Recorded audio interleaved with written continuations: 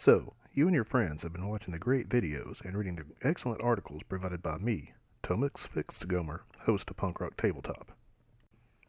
You've gone to www.theculturecache.com and followed our Amazon links, and you and your friends have gained a vast collection of some of these great, and perhaps some of these not so great games featured in these articles and videos.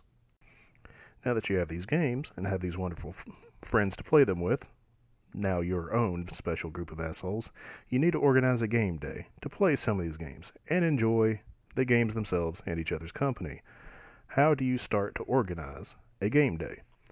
As much fun as it would be to just have random people show up with random games, sometimes that could work. In my experience, most of the time it doesn't. Much like creating a mix CD for that teacher in high school that absolutely hated you, everybody would appreciate it a lot more if some thought went behind your planning. So, where do you and your friends start? I'm just here to offer some suggestions to make your game day a little bit more enjoyable and smooth. First of all, I believe everyone needs to come to grips with the type of player they are. Are they more of a fast and easy sort of gamer, sort of like the kind that enjoys Flux, Exploding Kittens, and various games like that?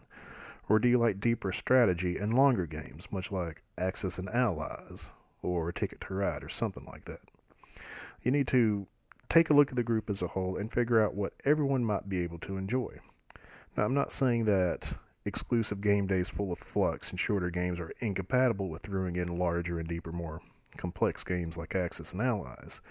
But you want to have a happy medium so that as many people as you want to have over can maximize their fun and entertainment level.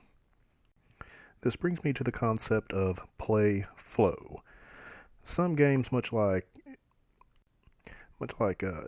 tracks on an album, don't necessarily flow together one after another very well. You don't want a hard, fast-hitting song followed by a slow, melodic ballad.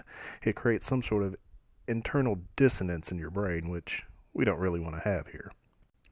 Much like when you're DJing and want to kind of match a beat and then shift the beat subtly to bring up and bring down the mood, you want to have some familiarity with the games that you're bringing to the table. That way you can match an upward or downward pace depending on what you're looking for. If you're going from a very fast game like Flux and then switching it over to something like Dork Tower, the pacing's going to be a little bit slower in that with a lot longer turns. Therefore, some players might start feeling more bored than they normally would more bored than they should during a game of Dork Tower, or vice versa. Or similar to like going from a classic board game like Monopoly with a certain pace and tone and then switching over to the Doomtown customizable card game, which has a more shared turn, a little bit somehow more interaction than Monopoly. Not saying the flow won't work, just saying you might want to throw something in there to kind of ease into the next flow of play. The next thing you want to think about is who is actually going to bring what. For example, if you're having a game day of a certain tabletop role-playing game like Vampire the Masquerade or Serenity, dice are going to be needed by all players as well as character sheets. Is the game master going to provide characters for everybody, or will they need to roll them on their own in their separate time? This is for, again, your own special group to decide.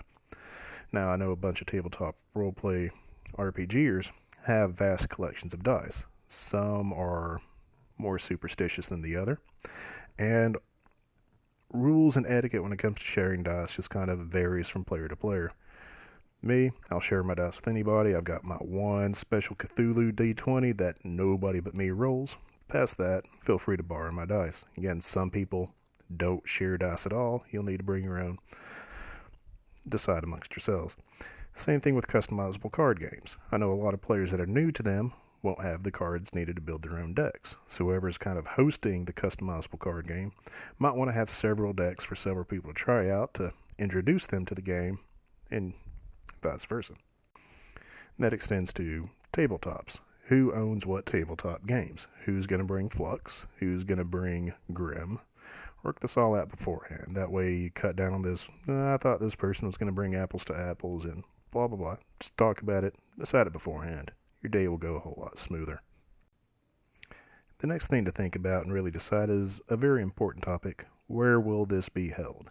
It's going to be held at somebody's private residence or at a restaurant or coffee shop or somewhere out in public.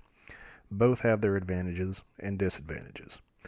At somebody's house, you are, of course, always keep in mind that you're gaming together, you are a guest in this household. Please respect all house rules and stuff like that. Don't be a Paul.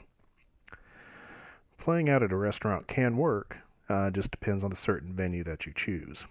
I know us and our special group of assholes that I play with meet at least once a month at a certain restaurant that is more of a cafe style, we do not have waiters there. That way we're not tying up a specific table for a waiter trying to earn a living and whatnot. If you find a public place where you are being served by a waiter, it is customary and polite to continue to tip him during your hours of gaming as though he did have potential customers right there at that table. He'll be a lot more nice to you, and you're helping him provide for him and his family. It's just sort of the rule. I see a lot of people not doing this, just tying up tables, and it's just rude. Again, I need to stress, do not be a Paul. Now, we'll bring up one very important aspect of going into a public venue is you are open to the public. Yes, you must behave yourself a little bit more than you would in a private residence, but being on display playing certain games could draw interest from other potential players. Similar to how I know a lot of people always carry matches or lighters with them even if they don't smoke. You never know who does smoke and will ask you for a light, and that can spawn a 30-year friendship that would not have happened beforehand. You'll never know what sort of tabletop gamer or customizable card game player might just happen to be in the area, noticing you playing his game of choice, and you've got a new asshole to add to your special group. My last and perhaps my most important suggestion when organizing a game day is to keep the atmosphere of fun and openness going. Yeah, don't schedule out specifically what games are going to be played. Keep it open, keep it flexible.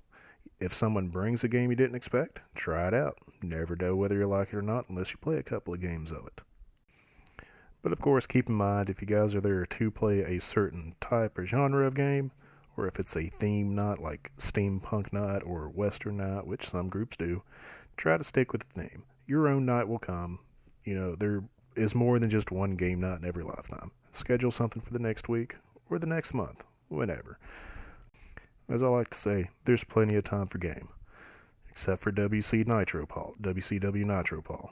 I just will not play that game with you. Stop asking. I'm so tired of it, Paul.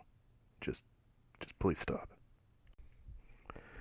So here are a couple of games I mentioned this time that you're interested in yourself, or finally ready to buy that copy of Flux that after reading my article and watching the video of last week, just gotta play yourself. Head on over to www.theculturecache.com, your one-stop shop for the culture that matters to you. There you will find Amazon links to buy all these games at no additional cost to you, and it helps us out a little bit, so we do appreciate the clicky clickies. Speaking of clickies, there is a donate button there. It's there for a reason. We appreciate it.